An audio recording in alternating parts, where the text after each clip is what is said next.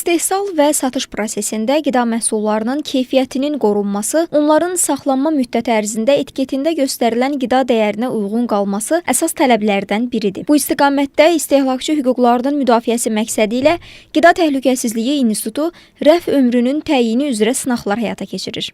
Bu sınaqlar məhsulun istehsal tarixindən son istifadə müddətinə qədər olan dövrdə istehlaka yararlılığını müəyyənləşdirməyə xidmət edir.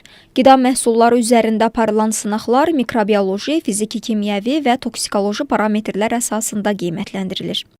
Məhsul üçün təyin olunan müddətin istehlakçının gözləntilərinə uyğunluğu sürətləndirilmiş rəf ömrünün təyini sınaqları vasitəsilə həyata keçirilir.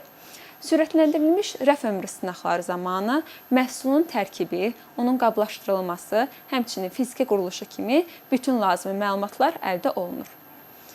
Yararlılıq müddəti təyin olunacaq qida məhsullarının komponentləri, onun mikroflorası, qablaşdırma materialının xüsusiyyəti, kimyəvi quruluşu, həmçinin hədəflənən saxlanma şəraiti kimi parametrlər müəyyən edilərək, onun hansı temperaturda, hansı nisbi rütubət şəraitində və nə qədər müddət ərzində sürətləndirilmiş rəf ömrü təyinə aparılması müəyyən olunur. Sınaqlar yekunlaşdıqdan sonra məhsulun təhlükəsizlik və keyfiyyət baxımından hansı müddət ərzində saxlanıla biləcəyi elmi əsaslarla müəyyən edilir və təsdiqlənmiş hesabat sifarişçiyə təqdim olunur. Müayinələr yüksək səriştəlliyə malik personal tərəfindən beynəlxalq metodlara uyğun olaraq həyata keçirilir.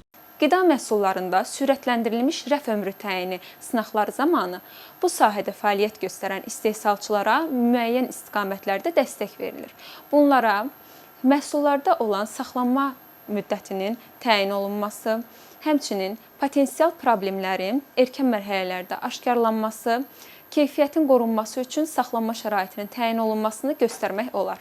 Nəticədə bu sınaqlar məhsulun keyfiyyətini qorumaq, norma və standartlara uyğun etiketlənmə və təhlükəsizliyi təmin etmək üçün xüsusi əhəmiyyət daşıyır.